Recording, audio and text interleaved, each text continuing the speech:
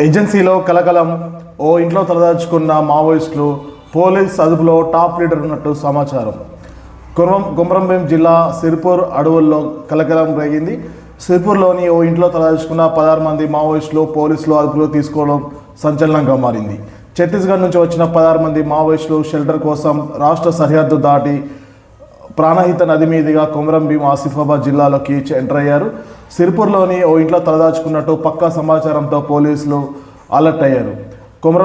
కొమరంభీం జిల్లా ఏఎస్పీ చిత్తరంజన్ ఆధ్వర్యంలోని మావోయిస్టులు తలదాచుకున్న మావోయిస్టులను అదుపులో తీసుకున్నట్టు సమాచారం. ఛత్తీస్గఢ్ రాష్ట్ర సరిహద్దు ప్రాంతంలో ఇటీవల కేంద్ర రాష్ట్ర బలగాలు మావోయిస్టులపై ప్రత్యేకంగా దృష్టి సారించిన విషయం తెలిసిందే. వారి స్థావరాలను మారుస్తూ కొమరంభీం ఆసిఫాబాద్ జిల్లాకి కొమరంభీం అడవుల్లోకి ఎంటర్ అయ్యారు మావోయిస్టులు. పోలీస్ నిఘా విభాగం సమాచారంతో ఏఎస్పీ చిత్తరంజన్ స్పెషల్ పార్టీ పోలీసులు సిర్పూర్ అడవుల్లో కూంబింగ్ నిర్వహిస్తుండగా సోమవారం రాత్రి మావోయిస్టు స్థావరం కనిపెట్టారు. చాకచక్యంగా వ్యవహరించిన భద్రతా దళాలు మావోయిస్టులను పట్టుకోవడంలో సఫలీకృతమయ్యారన్న సమాచారం. పట్టుబడిన వారిలో 9 మంది మహిళలు ఉండగా 7 పురుషులు ఉన్నట్టు తెలుస్తుంది. ఇందులో డిస్టిక్ కమాండెంట్ మెంబర్స్ 4 ఉన్నట్లు పోలీసులు తెలిపారు. పట్టుబడ్డ వారిని తెలంగాణ డీజీపీ కార్యాలయానికి తరలించినట్టు విశ్వసనీయ సమాచారం.